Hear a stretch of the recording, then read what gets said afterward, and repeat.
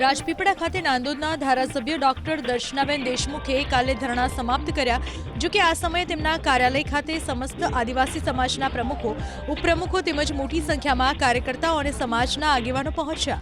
સમાજના પ્રતિનિધિઓએ ધારાસભ્ય દર્શનાબેન દેશમુખને પોતાનો સંપૂર્ણ ટેકો જાહેર કર્યો અને ન્યાયની માંગ કરી. સમાજના આગેવાનોના જણાવ્યા મુજબ જો ધારાસભ્યને યોગ્ય ન્યાય નહીં મળે તો આગામી સમયમાં આંદોલનનો માર્ગ અપનાવવામાં આવશે. પ્રદેશ કક્ષાએથી કોઈ યોગ્ય નિર્ણય લેવામાં નહીં આવે તો મનસુખ વસાવા અને ડોક્ટર દર્શનાબેન દેશમુખ જે નિર્ણય કરશે તેમાં સમગ્ર સમાજ તેમની સાથે રહેશે.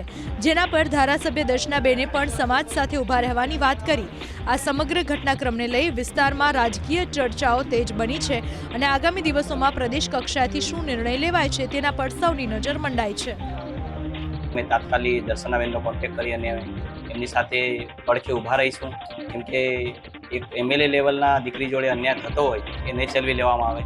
આવનાર સમયમાં દર્શનાબેન અને એમપી સાહેબના જે નિર્ણયો હશે એ મુજબ આખો ગુજરાતનો સમાજ, આદિવાસી સમાજ એમની જ પડખે ઊભા રહીશું.